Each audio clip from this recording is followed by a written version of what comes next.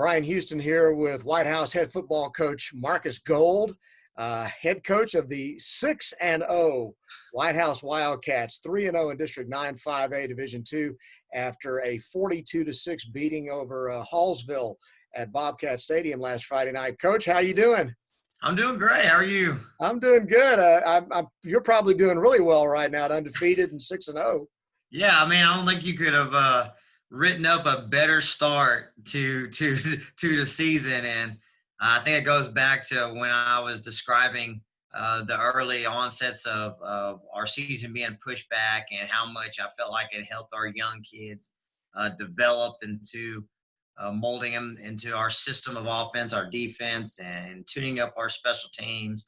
It's all really helped, and it's all really paid off. And nothing was more exciting than last week when you're up in the game and everybody gets to play.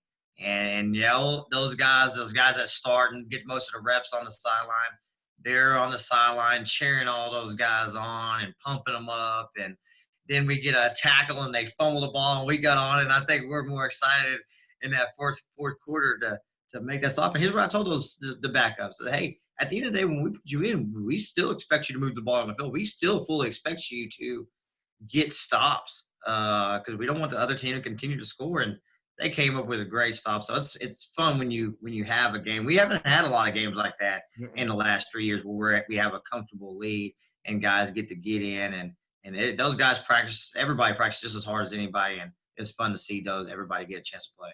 Well, overall, tell me a little bit about what you thought about the ball game, just in general.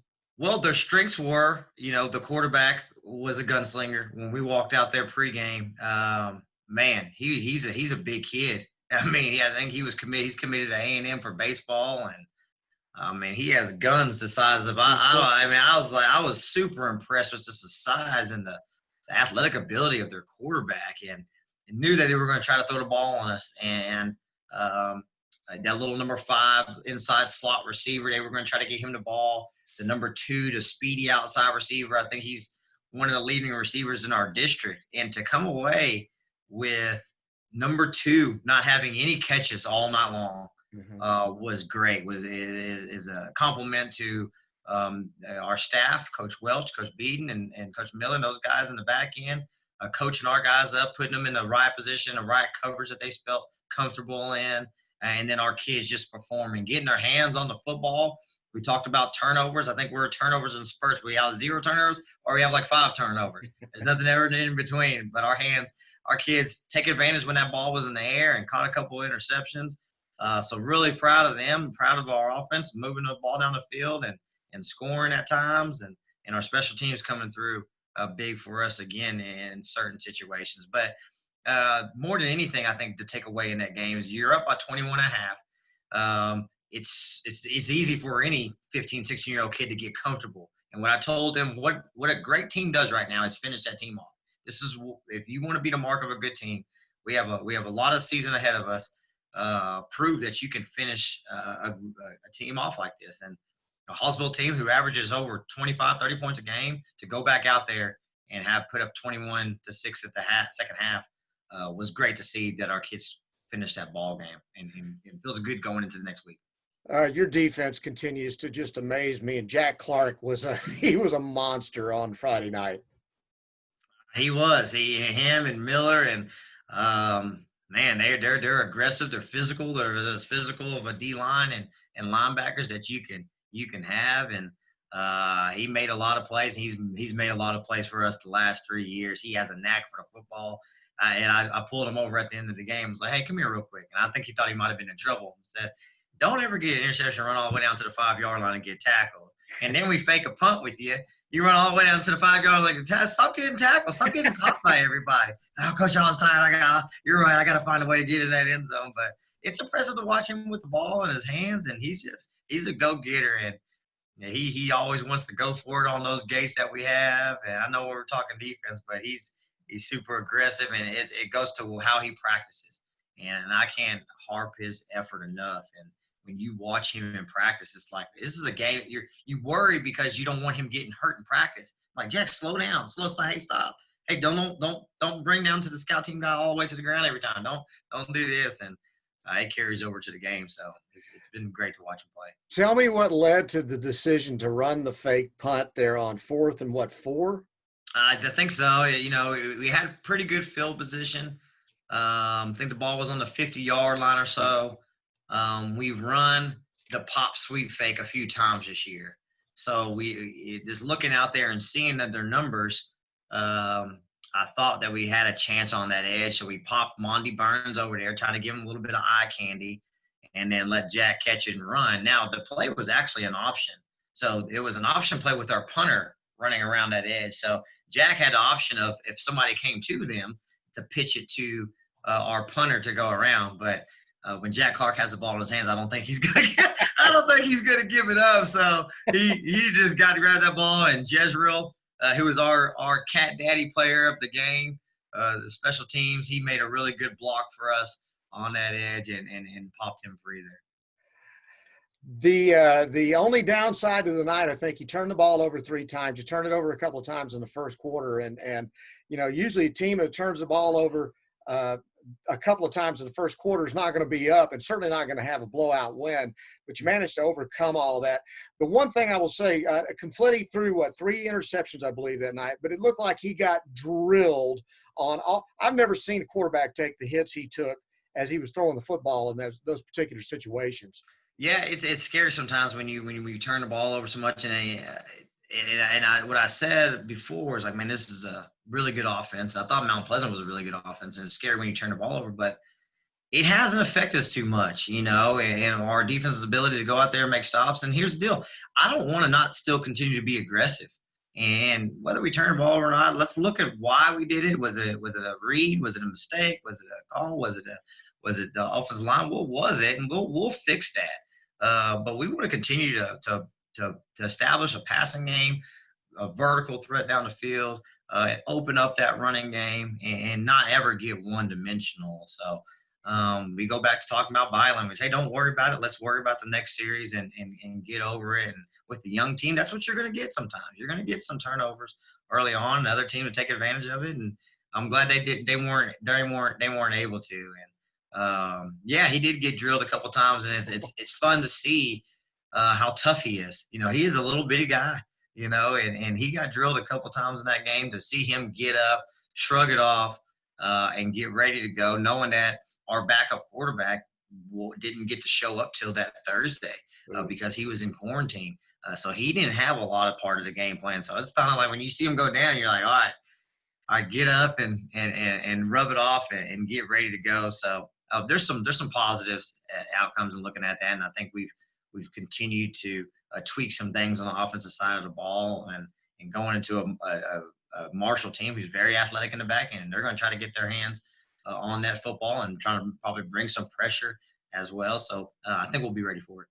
The thing that impressed me, Coach, is that Confetti threw a couple of picks, and again, he got blasted when he got hit to throw those picks, but it doesn't look like you guys ever are concerned about putting the ball back in his hands and letting him go ahead and throw it downfield. I know you just mentioned staying aggressive, but there comes a point sometimes where maybe you sense a quarterback losing confidence. Did you ever sense that at all? I don't think so. I think he goes right back up there, and then he'll throw an amazing pass across the field, and that guy will catch it. And there's times where, we dropped a couple balls last week. Yeah. We got to come up with some of those catches and help him out at times and continue to move the ball down the field. But I don't think he's losing confidence. If anything, these games and he's only gaining confidence and knowing that I can take chances, I can do things because I trust the offensive line in front of me. I trust that we've had a good run game. I trust our defense, who's playing stellar right now. I trust Coach to either go for it on 4th down or fake it on 4th down. And so he feels the confidence in us, and we're confident in him. He knows that he's our guy right now, and I don't think I think he's going to continue to get ready to go, and he's going to be challenged in some of these big games coming up. Well, that's the thing. Now you go into what's really the teeth of your district now with Marshall and Pine Tree and Texas High all coming up in these within the last 4 ball games. So let's talk about Marshall. What do you know about them? The one thing I've seen is that they've never been able to win 2 games back to back this year. They've been up and down all year long. Well, what's funny is we're 6-0, but we're going to continue to be the underdog because the teams that we're playing are really good. Marshall's a team that hasn't lost any district games till this year. In the last 2 or 3 years, they've had our number, and they're a physical football team. They're an athletic football team.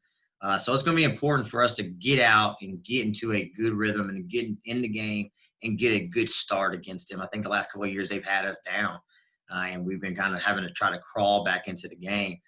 So playing up to their level as far as speed, us focusing on what we have to do, not focusing on what they're doing, focusing on what we're doing and how we're executing things will be important in that football game. They're the type of team that's going to make highlight play, wheel-top plays. Those plays don't necessarily win football games. In a game where there's 160, 170 plays, get up and play the next down. So it'll be a great challenge for us. You got Pine Tree, who's still on the schedule, who hasn't lost a game. You got Texas High on the schedule, who hasn't lost a game. You got Jacksonville, who's probably our biggest rival on Thanksgiving week. It's going to be a heck of a month for our kids, but it's great that they're all here. They're all healthy.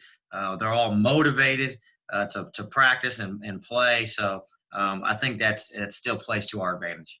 Were you surprised that Texas High beat them so decisively Friday? I did. I mean, Marshall is no matter that they have a heck of a schedule, and they've had a heck of a schedule all year, playing Longview. When you haven't lost district football games, you're not going to get your non-district opponents are going to be pretty good. You're not going to get teams that went 1-9 or 3-7 the year before to put you on their schedule. You're going to get some pretty tough opponents. So they've also gone through Texas High, who's undefeated, Pine Tree, who's undefeated. They played some really good football teams and haven't come out on top, but Coach Greedle does a good job with them. One thing we've always thought about them is they're very well coached. They come out ready to play. They'll have a lot of adjustments against what we've done in the past. They'll be good on special teams.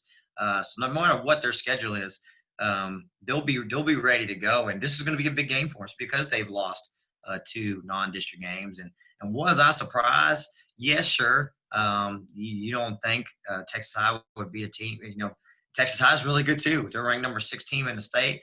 But what I do remember is they were up in that game. Marshall was trying some new things on offense. Texas High got up early. They're up 21-0, I think, with 5 minutes left in the second quarter. Well, they don't score another touchdown for the rest of the football game, and that's saying something about Marshall's defense. And I know there's some things that they've shown an inconsistency on some offense side. Sometimes they put up 40 points a game. Sometimes it's just a couple touchdowns. So when they're hot, and hopefully they're not too hot on Friday night. And it's nice to get back home. It's been nice after those first 2 games on the road to be able to at least be home every other week and get a chance to enjoy the home field advantage if there is one in COVID-19 year.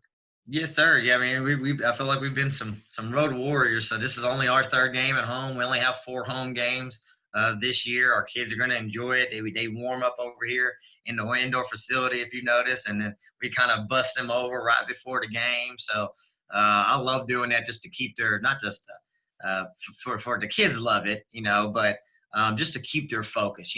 Most of our home games, especially when there's not many of them, it's some type of homecoming or senior night or recognition. And there's just so many distractions everywhere else. We like to just be over here in our indoor, go through the plays that we're going to run in the game without the other guys having a chance to watch us and keep our focus in a very important game against Marshall this week. Well, Coach, we're looking forward to the ball game as always on Friday night. Wish you the best of luck and go get them. Yes, sir. Looking forward to it too. Thank you. That is Coach Marcus Gold from the Whitehouse Wildcats, and I'm Bryan Houston, and we'll be back with the kickoff in just a moment.